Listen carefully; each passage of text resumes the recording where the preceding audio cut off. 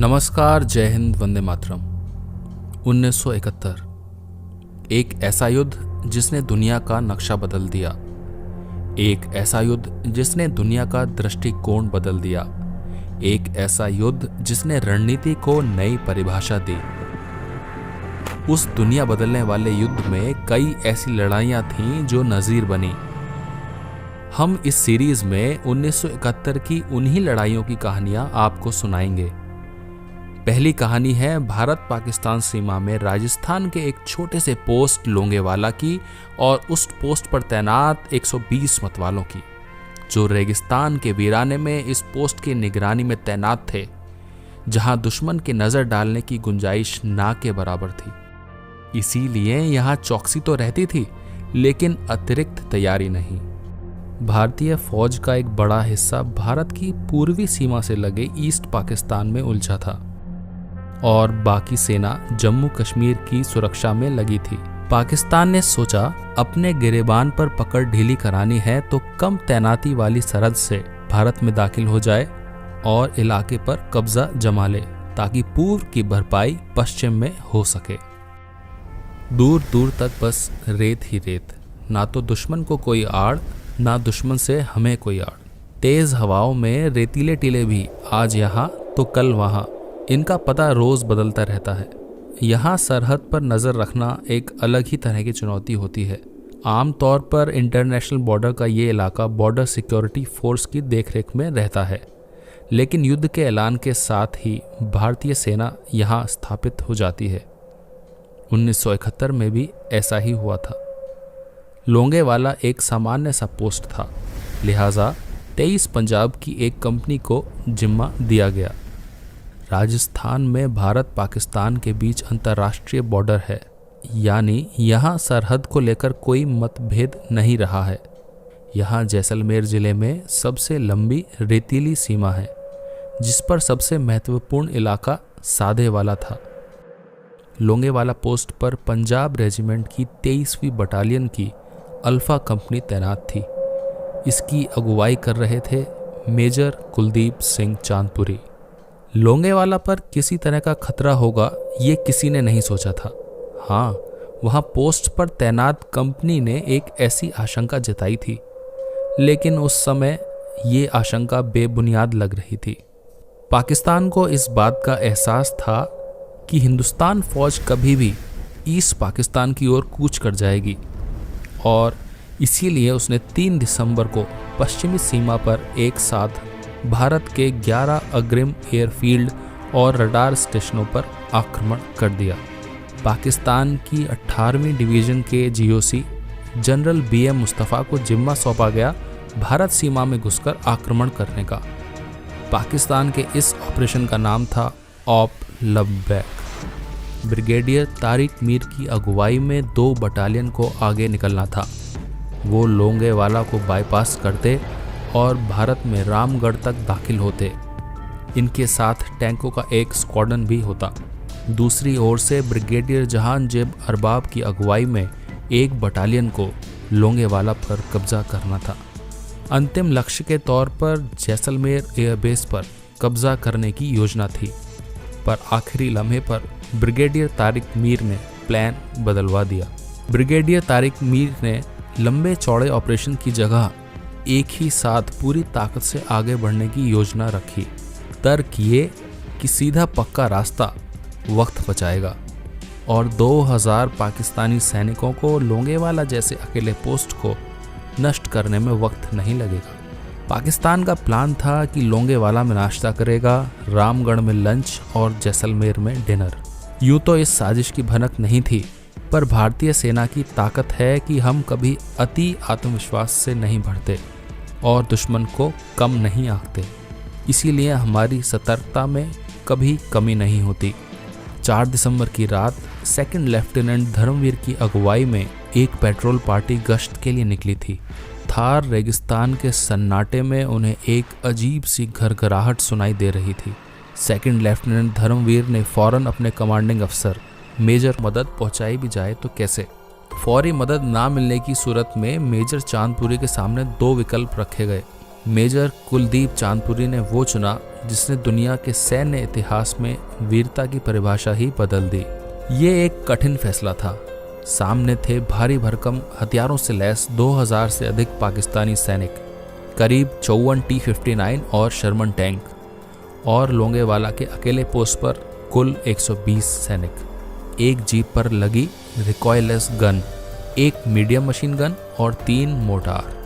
120 सैनिकों में से भी 30 सेकंड लेफ्टिनेंट धर्मवीर के साथ पेट्रोल ड्यूटी पर थे। मेजर चांदपुरी जानते थे कि पाकिस्तान की 2 बटालियन से मुकाबला कर पाना लगभग असंभव था, पर अगर लोंगेवाला की अकेली पोस्ट पर पाकिस्तानियों को कुछ देर रोक भी पाए तो पीछे तैयारियों की मोहलत मिल जाएगी। मुकाबला छोड़कर हट जाने का सीधा मतलब था जैसलमेर एयरबेस तक पाकिस्तान को रोकने वाला कोई नहीं होता।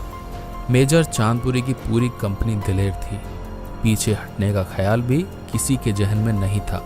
सवाल ये था कि अब क्या, क्योंकि सुरक्षा के नाम पर पोस्ट के पास कुछ भी नहीं था। 3 ओर कांटेदार तार लगी थी, पर एक दुश्मन को रोकने के लिए पर्याप्त नहीं थी। चूंकि इस मोर्चे पर मदद के तौर पर टैंक या अतिरिक्त बल पहुंचाना संभव नहीं था, मेजर चांदपुरी ने एयर सपोर्ट की भी गुजारिश की। हंटर विमानों के लिए भी सवेरे तक का इंतजार करना था। सुबह की रोशनी में कम से कम 5 घंटे का वक्त था। इतनी देर तो दुश्मन के खिलाफ डटे रहना जरूरी था, चाहे कुछ भी हो जाए। निर्णय लेने में देर होती तो बहुत देर हो जाती। अंतिम निर्णय लेने से पहले कंपनी से एक आखिरी संवाद का वक्त था। इस जंग में उतरने से पहले यह स्पष्ट करना था एक एक सिपाही को कि ये जंग हथियारों से नहीं, हौसलों से लड़ी जानी है। जो 1.25 लाख से 1 लड़ाऊं को संकल्प ले सके वो साथ आए। सुबह तक पाकिस्तानियों को रोके रखना था, जान लेकर या जान देकर। मेजर चांदपुरी जानते थे कि एक छोटी सी टुकड़ी लेकर इतनी बड़ी फौज से टकराने का मतलब क्या था, लेकिन उनको ये भी पता था कि मातृभूमि के लिए ये करना ही था। अडिग निर्णय की शक्ति शूरवीरों के पास ही होती है, और निर्णय की सफलता के पीछे होता है निश्चय। फिर आप ये नहीं सोचते कि सामने कौन है, फिर आप ये नहीं सोचते कि सामने कितने हैं, फिर आप ये नहीं सोचते कि जीतेंगे कैसे। प्रण के आगे प्राण का मोल नहीं होता। टैंकों की आवाज धीरे धीरे और करीब आती जा रही थी। ठंडी रेत दूधिया रात में बादल बनकर उठ रही थी। दुश्मन से फासला घटता जा रहा था। पाकिस्तान को ये मालूम था कि भारत की डिफेंसेस लोंगेवाला में मजबूत नहीं है, पर चूंकि ये उसके ओरिजिनल प्लान का हिस्सा नहीं था, उसके पास पोस्ट को लेकर एक मुकम्मल जानकारी भी नहीं थी। इधर 23 पंजाब की टुकड़ी के पास ना तो मुकाबले के लिए पर्याप्त असलहा था और ना ही तैयारी का पर्याप्त समय। हथियार कम होने का सीधा मतलब था कि दुश्मन पर वार तभी किया जा सकता था जब वो बिल्कुल करीब आ जाए, पर करीब आने के इंतजार का मतलब ये भी था कि बचाव की गुंजाइश ना के बराबर। रात 12:30 बजे जब पाकिस्तानी लोंगेवाला पोस्ट के नज़दीक पहुंचे, तब तक सैनिकों ने पोस्ट के इर्द गिर्द कांटेदार तार बिछा दी थी। यूं तो ये सतही प्रोटेक्शन था, पर इसे देखकर पाकिस्तान का माथा ठनका। उसे शक हुआ कहीं ये एंटी टैंक माइन तो नहीं। उसका शक दरअसल पूरी तरह गलत भी नहीं था, क्योंकि सैनिकों ने एंटी टैंक माइन लगाना शुरू कर दिया था। लोंगेवाला इकलौता पोस्ट जरूर था, पर उसका एक सबसे बड़ा फायदा था, वो ये कि समूचे इलाके में लोंगेवाला पोस्ट जहाँ पर स्थित था वो सबसे ऊंची जगह थी और वहाँ से दुश्मन पर नजर रखना आसान था।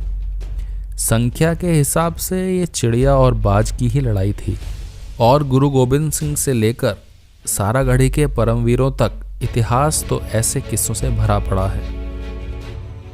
लोंगेवाला पोस्ट की ओर बढ़ते हुए पाकिस्तानियों ने अब बंदूकों का मुंह खोल दिया था, पर जैसे जैसे पाकिस्तानी और करीब आ रहे थे, एंटी टैंक माइन फिट करने का काम भी जारी था।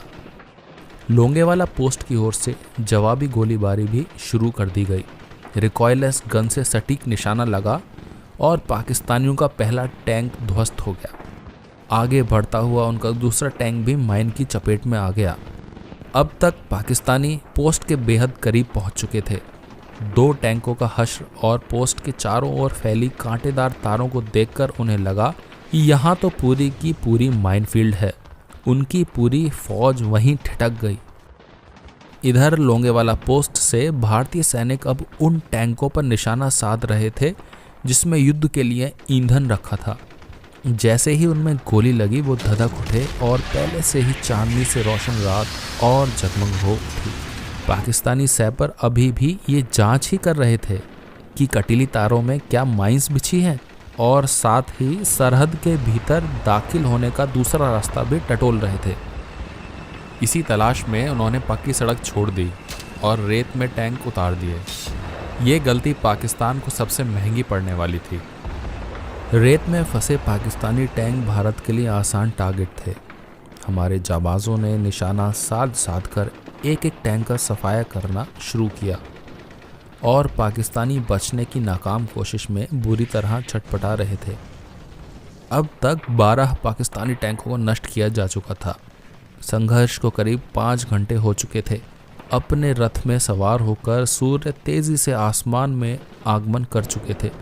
मानो रक्त रंजित रणभूमि का प्रतिबिंब अब अंबर में दिखाई पड़ रहा हो। गोलियों की तड़तड़ाहट तब थमी नहीं थी जब आसमान से मौत की घरघराहट सुनाई पड़ने लगी। भारतीय सेना के हंटर विमान और HF-24 मारुत जेट जैसलमेर एयरबेस से उड़ान भर चुके थे। 4 में से 3 एयरक्राफ्ट को एयर डिफेंस रोल से अटैक रोल में परिवर्तित किया गया। रॉकेट रेल फिट करके उसमें रॉकेट लोड किए गए। रोशनी की पहली किरण के साथ ही विमान लोंगेवाला के आसमान में पहुंच चुके थे। पहले ही हमले में हंटर विमानों ने पाकिस्तानी टैंकों की कब्र बना दी। बाज की तरह झपट रहे हंटर को देखकर पाकिस्तानी सेना में खलबली मच गई। वो भागने की कोशिश भी करते तो कहां तक जाते। इधर विमान एक के बाद एक सॉर्टी कर रहे थे। अटैक के बाद फ्यूल और हथियार के लिए वापस जैसलमेर लौटते और फिर हमला बोल देते। पहले दिन के अंत तक पाकिस्तान के 15 टैंक तहस नहस हो चुके थे और 23 अन्य गाड़ियां नष्ट हो चुकी थी। लेकिन युद्ध यहीं ख़त्म नहीं हुआ। 6 दिसंबर को भी दुश्मन को खदेड़ने का सिलसिला चलता रहा। वायुसेना के फाइटर्स ने कुल 17 सॉर्टी की। लड़ाई के ख़त्म होने तक पाकिस्तान ने 37 और टैंक गंवा दिए थे। ज़मीन और आसमान के वीरों के संयुक्त प्रयास के कारण लोंगेवाला में पाकिस्तान की एक पूरी T-59 रेजिमेंट मिट गई। युद्ध के दौरान जो पाकिस्तानी मैसेज इंटरसेप्ट हुए उन्हें सुनकर आपको भारतीय शौर्य का बेहतर अंदाज़ा होगा। दुश्मन की हवाई फौज ने नाक में दम कर दिया है। एक हवाई जहाज जाता है और दूसरा आता है और 20-20 मिनट ऊपर नाचता है। 40% फौज और सामान हलाक और तबाह हो चुका है। आगे जाना तो क्या, पीछे मुड़ना भी मुश्किल हो गया है। जल्दी हवाई फौज मदद के लिए भेजो वरना वापस मुड़ना नामुमकिन है। लोंगेवाला के वीरों को उनके शौर्य के लिए सम्मानित किया गया। मेजर चांदपुरी को महावीर चक्र से नवाजा गया। लोंगेवाला में भारतीय जवानों की जीत पर खूब अध्ययन हुआ। ब्रिटेन के फील्ड मार्शल कार्वर ने लोंगेवाला का दौरा किया। मेजर कुलदीप सिंह चांदपुरी से युद्ध की समूची रणनीति समझी। आज इंग्लैंड, फ्रांस, बांग्लादेश समेत आधा दर्जन देशों की मिलिट्री एकेडमी में लोंगेवाला की लड़ाई के बारे में विस्तार से पढ़ाया जाता है। लोंगेवाला की जीत केवल सैन्य बलों के लिए शिक्षा का विषय नहीं, वो तो आम लोगों के लिए भी मिसाल है कि हौसला हो तो विरोधी की शक्ति से फर्क नहीं पड़ता। आज की इस कहानी में बस इतना ही। अगर आपको ये कहानी पसंद आई हो तो वीडियो को लाइक करें, शेयर करें, सब्सक्राइब करें।